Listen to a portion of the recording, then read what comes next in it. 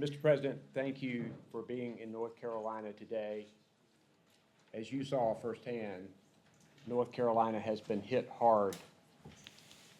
This disaster in Western North Carolina is catastrophic and unprecedented. Today, the President and I, via helicopter, were able to see some of the damage.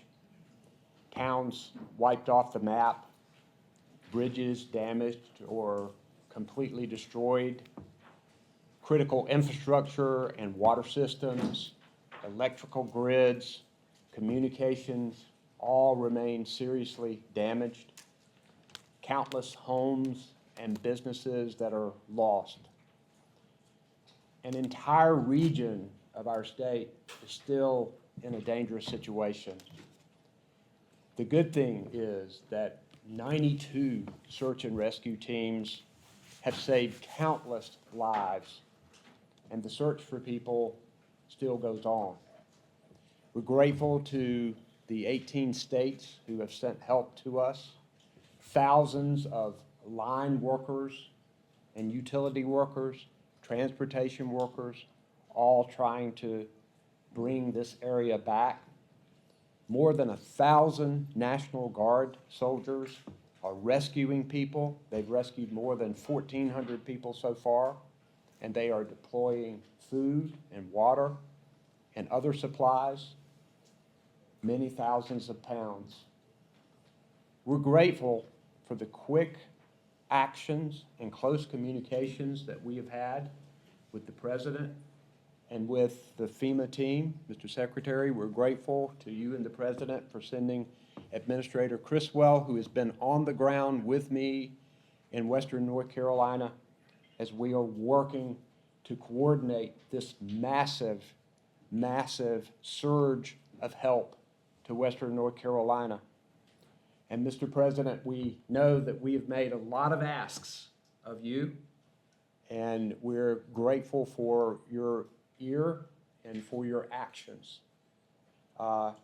This is going to be a long and difficult recovery, but talking with person after person in Western North Carolina, I know that we can come back and that we will come back because the people of Western North Carolina are resilient.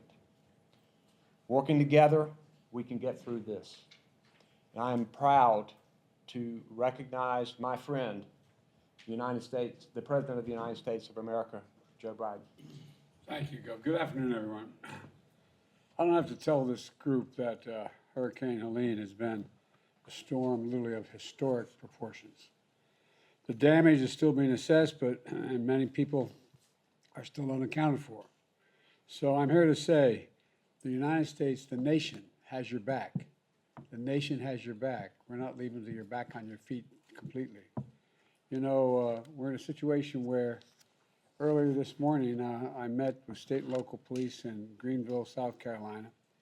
Then I took an aerial tour of Western North Carolina to survey the damage, and came here in Raleigh to receive a briefing from all of you. And we've been working nonstop to provide the support that you need and the survivors need. You know, my heart goes out to everyone who has experienced the unthinkable loss, but we're here for you. And I want to thank Republican Governor of South Carolina and the Democratic Governor of North Carolina and all the elected officials who focused on the task at hand. In a moment like this, we put politics aside. At least we should put it all aside, and we have here. There are no Democrats or Republicans, there are only Americans. And our job is to help as many people as we can, as quickly as we can, and as thoroughly as we can.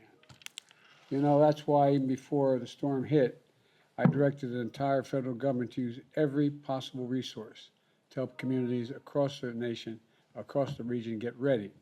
We deployed over 1,000 first responders throughout the Southeast. I immediately approved emergency declarations as soon as I received the request from your governors. Today, I approved the request of Governor Cooper for the federal government to cover 100% of all the costs for debris removal, emergency protective measures for 6 months, all the costs. Well, this really matters. There are 70 North Carolinians who are dead and hundreds more who are unaccounted for. And much of Asheville is underwater. I've flown over an awful lot of storm-damaged areas since I've been president. Matter of fact, most of many of them forest fires. And with the FEMA director and I have flown over more forest that's been taken down to the ground because of fires and a whole range of other reasons than makes up the entire state of Maryland.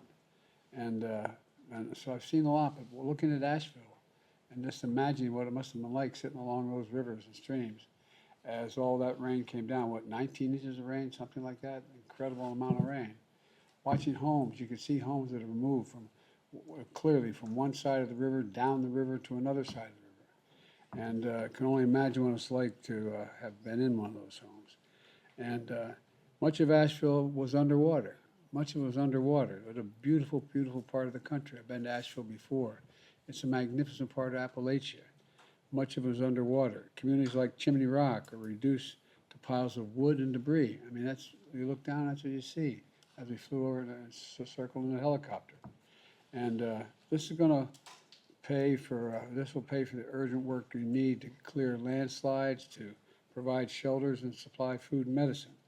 But today I'm also directing the Department of Defense to move up 1,000 soldiers to reinforce North Carolina's National Guard because they need additional assistance.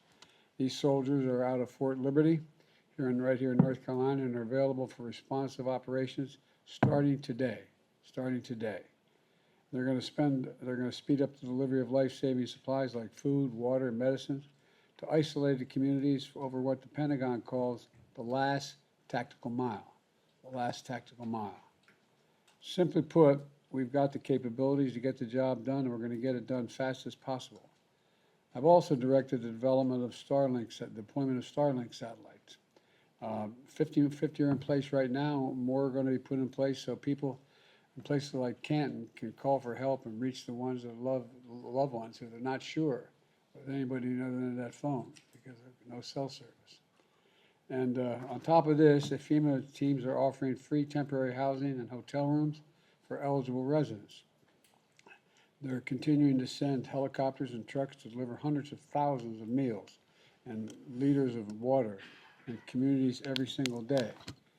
And they're literally knocking on doors and visiting shelters to register folks so they can receive assistance to buy the urgent needs that they have because they've lost everything, like prescriptions and baby formula and essentials. This is a direct assistance that is being delivered here today, not later, but today. And so, but folks, it's going to cost us billions of dollars. It's going to cost billions of dollars to deal with this storm and all the communities affected. And Congress has an obligation to ensure the states have the resources they need. Let me close with this. Nobody can deny the impact of climate crisis anymore. At least I hope they don't. They must be brain dead if they do. Scientists report that with warming oceans powering more intense rains, storms like Helene are getting stronger and stronger. Not going to get less. They're going to get stronger. Today in North Carolina, I saw the impacts of that fury. Massive trees uprooted. Homes literally swept off their foundations, swept down rivers. You know, families are heartbroken. But there are also neighbors helping neighbors. That's the other thing. We were talking about coming over here in an automobile. It's amazing when people step up when people are in need because they're neighbors. I think we underestimate that. That's why one of the things I did with all I put in place in terms of everything from the Recovery Act on down is that we've actually invested more funding under my administration in the so-called red states than blue states because the need was greater. They're larger states, they're larger territories. Because this is about America. It's not about one state or another, Democrat or Republican, it's about America. And volunteers, first responders are standing side by side, people leaning on each other to pick up the pieces that are left over. And that's the best of America. I firmly believe, and I've said it for 3 years, there's nothing beyond our capacity to do. Nothing, nothing, nothing. This is the United States of America, for God's sake. Whenever we work together, we've never failed to get something done. So I thank everyone who's been working tirelessly in the cold, wet, and hungry to get the job done. And Kamal and I are here until the end. I want to God bless you all, and I'd like to turn it now over to Director Will Ray. Thank you, Mr. President. On behalf of the State Emergency Response Team, the folks you see here, the folks downrange at our regional coordination centers in the west, as well as those in the impacted communities working night and day, welcome to North Carolina and to the State Emergency Operations Center. This afternoon, we wanted to give you a quick operational update on the impacts of Helene and on the whole of community response that you see here. Beginning last week, September 25th, what began 3 days of extreme and unrelenting precipitation that has led to catastrophic flooding and damage to western North Carolina. We had saturated soils upwards of 9 inches prior to the bands of Helene entering North Carolina. And as you mentioned, we saw significant rainfall across western North Carolina, with the highest rainfall amounts measuring over 31 inches in a 3-day period in Yancey County. With this event, we experienced the full suite of impacts of a hurricane, to include tropical and hurricane force winds across our mountains, with the highest wind gustage around Mount Mitchell at 106 miles an hour. We had 8 confirmed tornadoes across North Carolina as a result of this event, and our peak outages were over 1 million. Those outages are now, due to the work of the partnerships in this room and the hard work of the crews, are down to about 350,000. The impacts from Helene caused flash flooding emergencies for 21 different counties across western North Carolina, which is only used during rare and life-threatening events. The impacts were further compounded by the spread and speed of the water. From an operational standpoint, we're really focused on 3 things currently. 1, continuing life safety missions. 2, this increased speed of commodity distribution into the western part of the state. And 3, support of our infrastructure, particularly healthcare, water, power, and communications. The State Emergency Response Team here remains activated at the State EOC, and along with our Regional Coordination Center in the West, to continue to support our local jurisdictions in the critical work that they do. We currently have 16 county EOCs that remain open, with 29 shelters with just over 1,200 occupants. We have 4 state-operated shelters, state-supported shelters as well, in 4 counties: Henderson, Rowan, Buncombe, and Catawba. We also have 3 mass feeding sites supported by our VOAD partners that are distributing hot meals to 30 sites across 10 counties.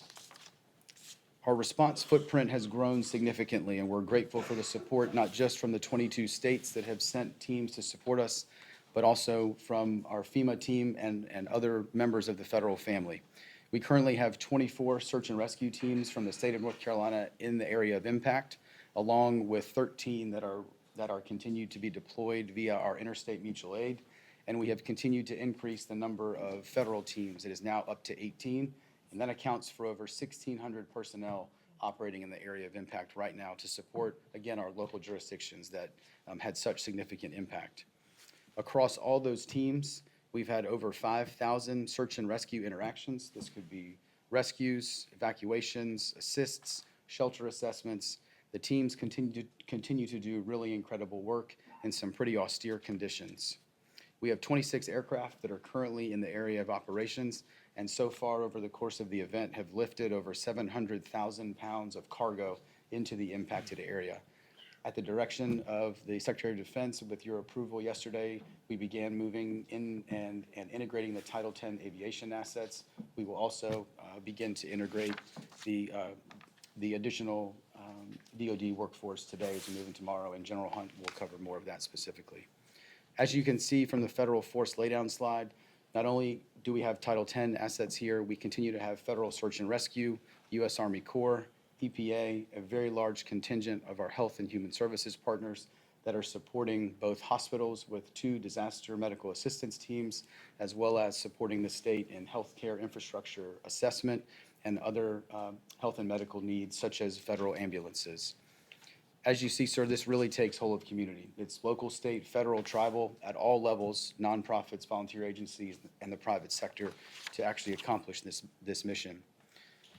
Finally, we've already begun to implement some of our recovery programs. We currently have over 33,000 individuals that have already registered for individual assistance, and we are working to turn on additional programs to quickly support these impacted communities so we get them off on the right foot to rebuild quickly. At this time, sir, I believe we'll transition to a deeper dive brief from our colleagues. We'll pause briefly at this time.